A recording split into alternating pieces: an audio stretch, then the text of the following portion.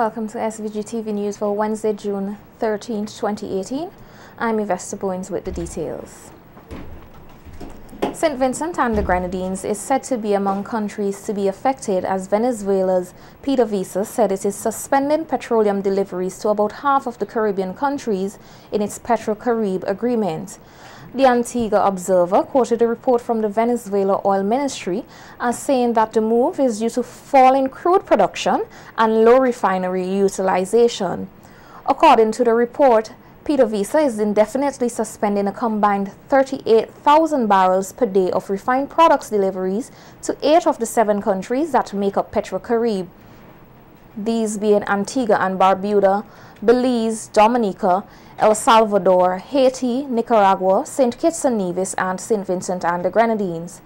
However, PDVSA will continue to supply 45,600 barrels per day of refined products in June to Cuba's Cuba Metals. Cuba has been one of the countries that has most benefited from the Petro-Carib agreement, receiving average deliveries from PDVSA of 95,000 barrels per day of crude and refined products. Under the Petro-Carib agreement initiated in 2005, Venezuela sells petroleum to Central American and Caribbean nations on favorable terms. PDVSA has been operating its refineries below capacity because of a shortage of crude feedstock and various unscheduled shutdowns. Manager of Cruise and Yachting Services at Correas and Company, Michelle Fawcett, has said that there is tremendous potential to convert cruise passengers into stay-over visitors and increase revenues gained through tourism. In an interview with SVG-TV News in relation to the successes and challenges of the 2017-2018 cruise ship season, Forsyth said tourism stakeholders have this scenario under discussion with a view to increasing benefits to hoteliers. It is important as well, even though we say that cruise passengers don't spend as much on island as stay-over passengers, there still is a place for them. There is value in them coming to visit the island. Now, one cruise ship can bring 3,000, 4,000, 5,000 passengers in here if you add crew, right? If they have that taste of the island and the taste that they get of the island makes them want more, then you can see the potential. Right? They can be converted into stay-over passengers, and that is what you want. So the cruise lines bring us a mass market. They bring a lot of persons at one time to get a small sampling of the island. And if we do it right, we can convert those persons into stay-over and make the bigger money. Forsyth said the number of cruise ships that visited Port Kingston last season was more than double that for the previous year, 97 ships in 2017 compared to 36 in 2016. She attributed the success to the extra work that was put in. Quite a lot of hard work. We have been going out together with other stakeholders in the industry and marketing the country. So we were ready and prepared for a significant amount more than the year before. However, with the advent of the hurricanes, Irma and Maria, it added a few more calls to those that we already had. It also gave us quite a bit of work in juggling the ones that we had, shifting them around, different dates, different times, different numbers of calls, and so that made a little bit extra work for us. Forsyth said some ships were rerouted to SVG due to hurricanes, which damaged neighboring islands, but pointed out that most of these visited the Grenadines.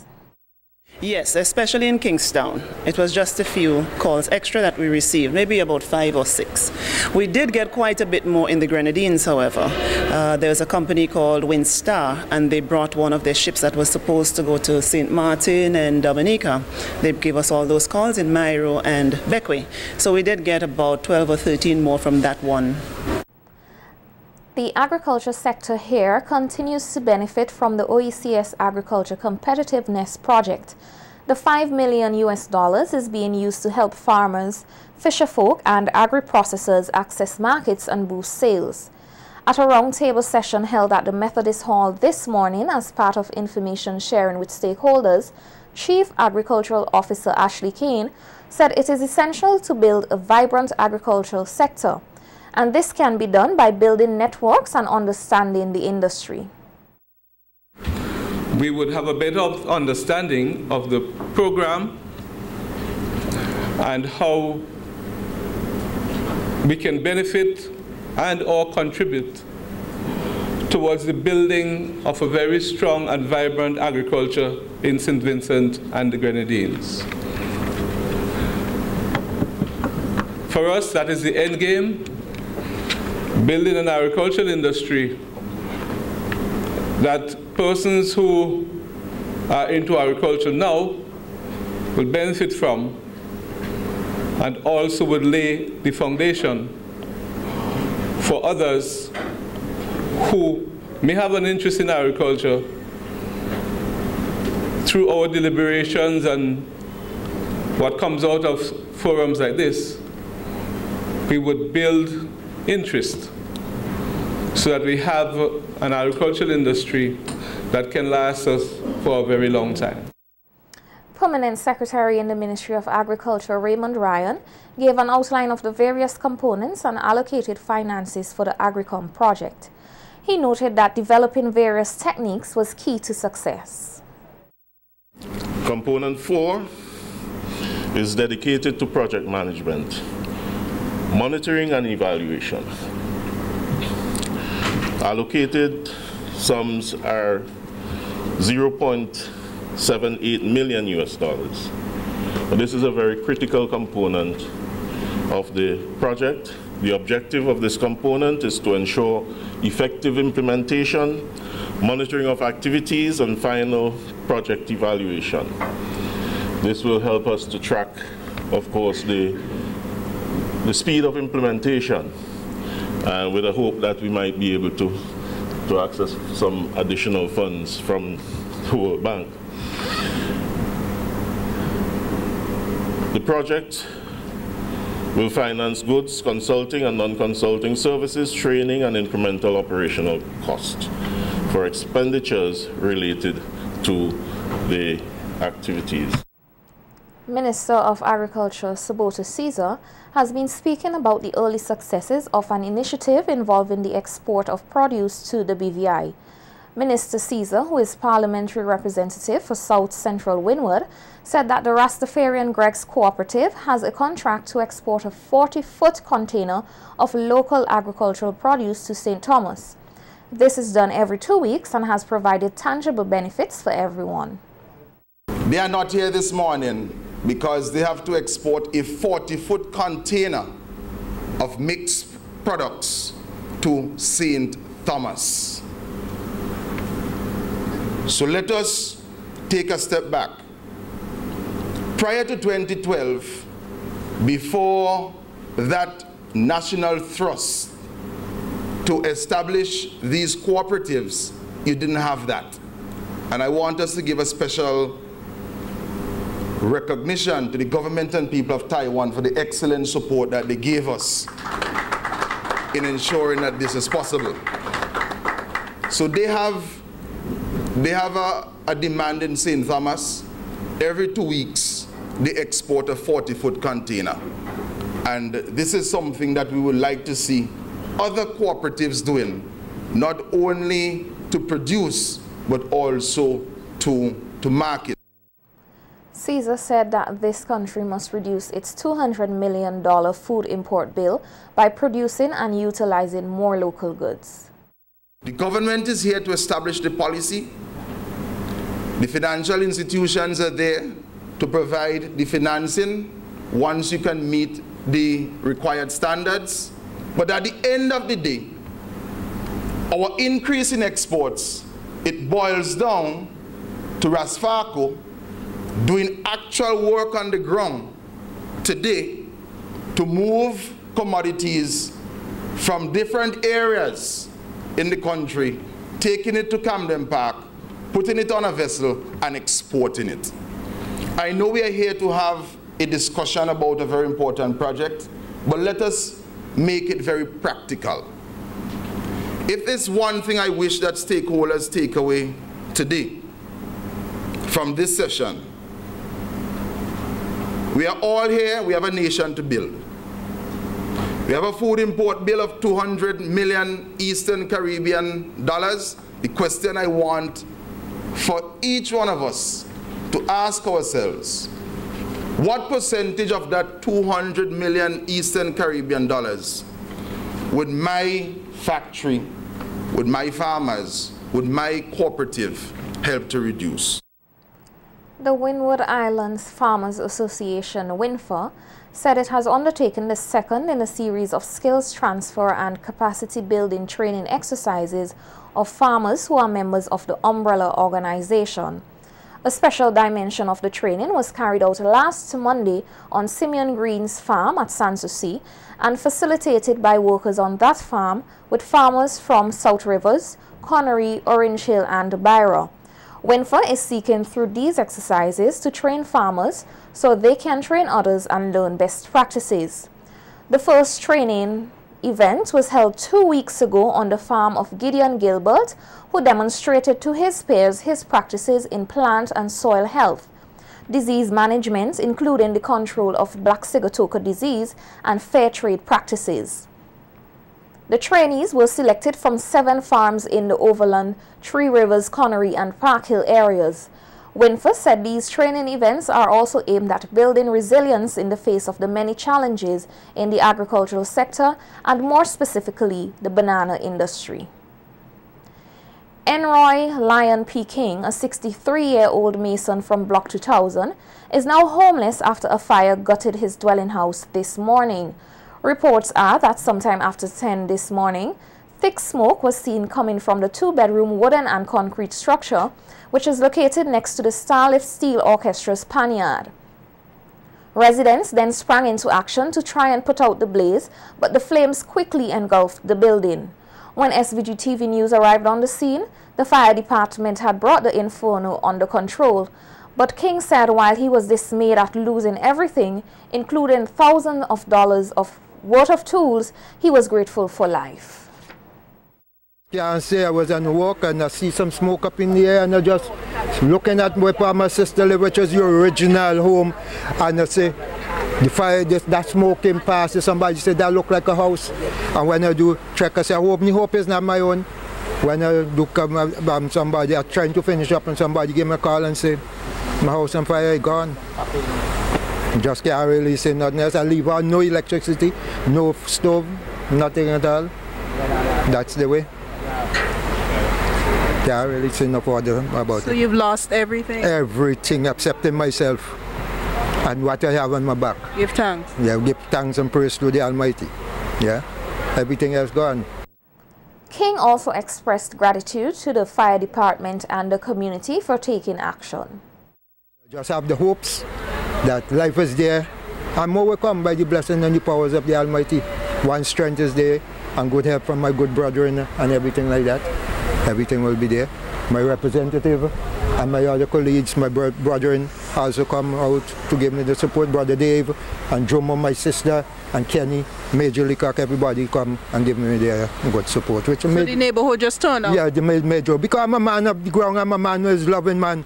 I have no enemy, everything like that. This is why I say the lion is here. Everybody say the lion. And once the lion is here, you have no fear. Because the lion will take care of every affair. That's how it all them goes, like that. So we're going to rest your head tonight? Well, I have my mother have a shelter, I have the family house, so I have no problem along the line. If that's any problem, I have none. There are them fears that I should live good with the neighborhood, which I normally do, so I have no fear about it. Everybody feel it. Montrose cry, Montrose weep for the lion, so you don't know how the life is. Yeah, that's how life is. Meanwhile, Member of Parliament for Central Kingstown, St. Clair Leacock, said he is disheartened by the loss resulting from the fire. He said that he was not afraid to spring into action to help his constituent. And so that really moved me into further action. In fact, I tried getting him on the phone before, and not surprisingly, it's he who returned the call because he was in the thick of things, him not being at home at the time.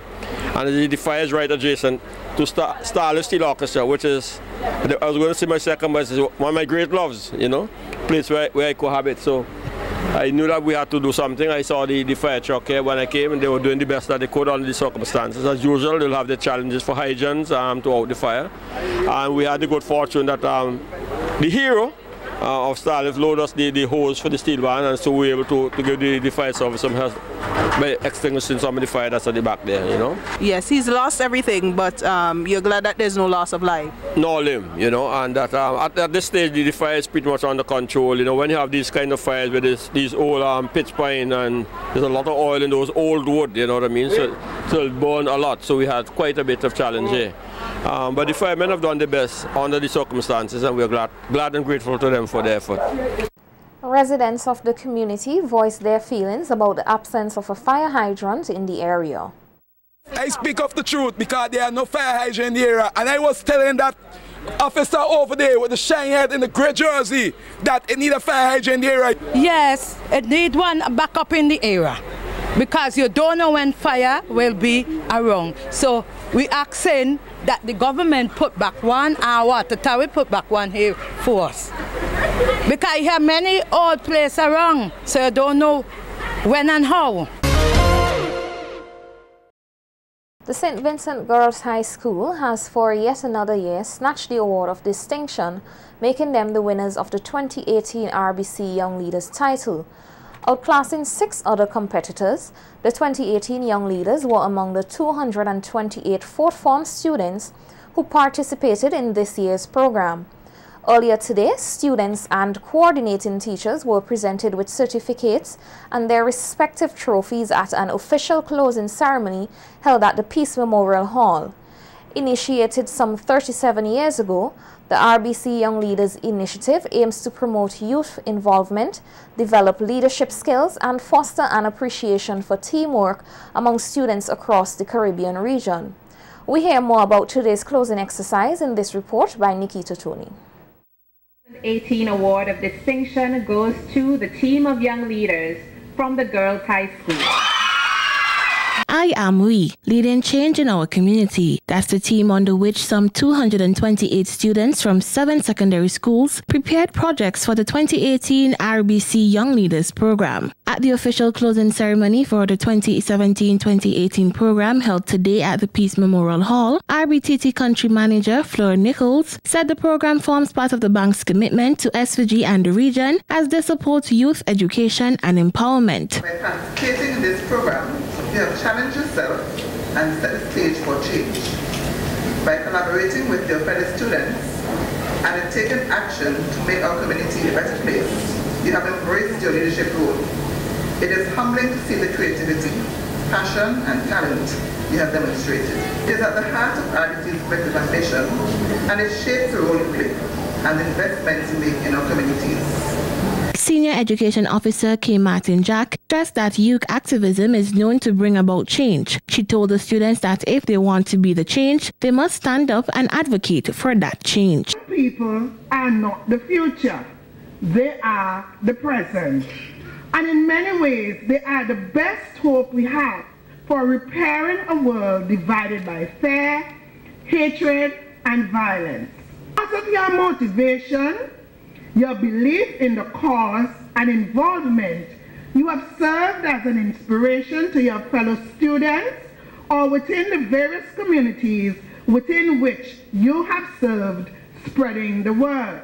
The 7 participating schools in the 2018 RBC Young Leaders program were the Bishop's College Kingstown, the J.P. Eustace Memorial Secondary, the St. Vincent Girls High School, the St. Joseph's Convent Kingstown, the St. Joseph's Convent Mariaqua, the St. Martin's Secondary School, and the Thomas Saunders Secondary School. The participating students in this year's RBC Young Leaders program received certificates of achievement, while all coordinating teachers received certificates of recognition. The Most Outstanding Young Leader Award went to Kyla Pear of the Bishop's College Kingstown, while the 2018 Judges Award went to the St. Martin's Secondary School. There was a tie for 3rd place between the Bishop's College Kingstown and the Thomas Saunders Secondary School. They received the 2018 Award of Merit, with the award for excellence or 2nd place going to the St. Joseph's Convent Kingstown. The 2018 RBC Young Leaders Award of Distinction was presented to the St. Vincent Girls High School. The 2019 RBC Young Leaders team was also revealed at today's ceremony. Students in next year's program will present their projects on the theme I Am We, Embracing Change in a Digital Environment. Nikita Tony reporting for SVG-TV News.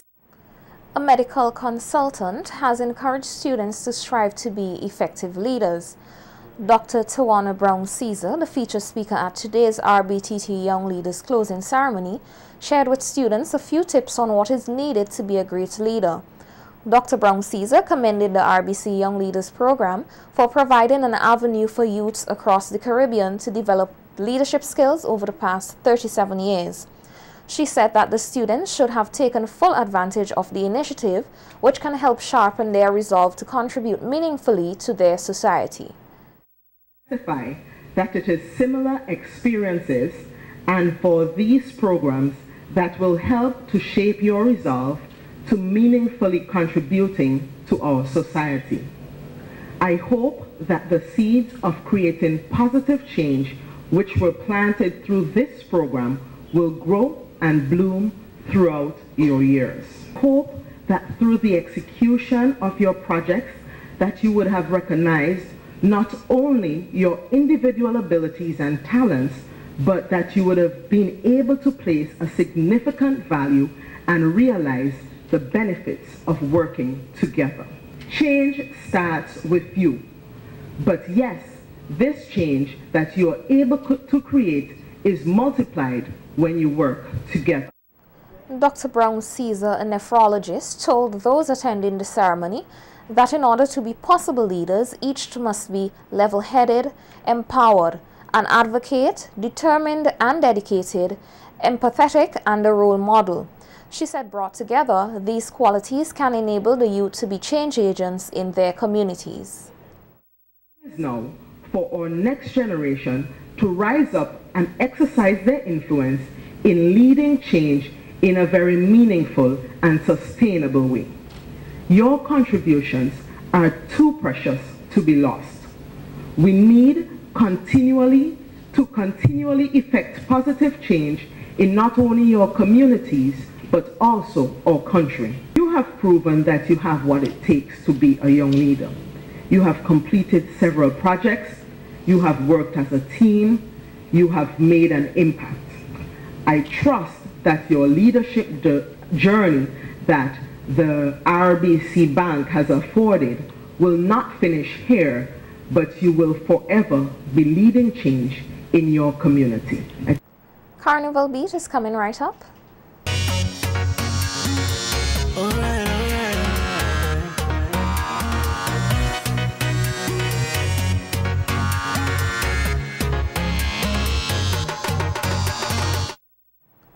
7 young ladies are currently wrapping up preparations for their participation in the Miss Pitani 2018 pageant.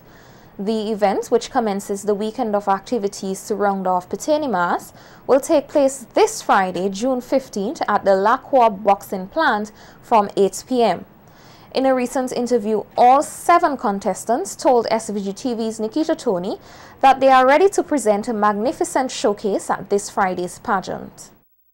Carnival lovers in Mariaqua and other communities are being promised a weekend of energetic and exciting performances as a combination of Pitani Mass 2018 draws near. The Rural Carnival is set to kick off this Friday, June 15th with the KCCU Miss Pitani pageant, which has over the years been seen by some as an event to rival the Miss SVG show. Pageant coordinator Lynn Marie Nichols said patrons are in for a treat, and she is confident that all 7 contestants will give of their best come show night. And from the Pitani Carnival Committee, something out of it. 7 lovely young ladies. They are all talented in their own way. And they are from different communities in St. Vincent and the Grenadines. The Pitani Carnival Committee, we are trying to make them as comfortable as possible. And at the end of the show, we hope that they will keep a bond that they have. Starting Friday, June 15th, 8 p.m. That's the boxing plant. Early bird tickets are out at $15. Anything after that, you pay at the door. We caught up with the 7 contestants who are vying for the 2018 Miss Pitani title. They are Trina Hooper, Miss Rough Ice International, Shamika Knights, Miss Prime Consulting, Kishana Bacchus, Miss People's Pharmacy, Nelissa Parsons, Miss Red Dog Garage, Kenisha Llewellyn, Miss Island Shack Entertainment, Valencia Kennedy, Miss The Big Deal Hardware, and Jalissa Bilingi, Miss Tusty Water. Aiming to bring flair, beauty, and intelligence come pageant night, the contestants who have all had previous pageant experience encourage the public to support Friday's event, which begins at 8 p.m. My task is to extend an invitation to come out on June 15th at the Lockup Boxing Plant to witness 7 beautiful ladies vie for the prestigious title of KCCU Miss Paternity 2018. And you should come out on June 15th because this show would be anything but ordinary. This show would be everything but average. This show will leave a lasting impression that would be life-changing. On June 15th, the only place you should be is at the Lockup Boxing Plant as the 7 beautiful ladies vie for the coveting crown of the Miss Paternity KCCU 2018. On June the 15th, I urge each and everyone to come out to witness 7 beautiful ladies as we vie for the prestigious title of Miss KCCU Paternity 2018 for what I have to offer. I will be able to give the best of my ability. I believe that I will actually perform at my highest levels. I will definitely have to say that you should come out and witness what we have to offer. It's Friday, you should look forward for intelligence, talent, and beauty and glory. I urge you to come on out as 7 beautiful ladies vie for the coveting title of Miss Paternity 2018. I am here to invite you on June 15th to join with me to the anticipated crowning of KCCU Paternity 2018 at the Lockup Boxing Plant in Miss Paternity. I promise you this show is nothing but competition, elegance, and talent. From Friday, June 15th to Saturday, June 16th, the Paternity Carnival Committee invites you to be a part of the action. Reporting for Carnival Beat, I am Nikita Tony. Alright.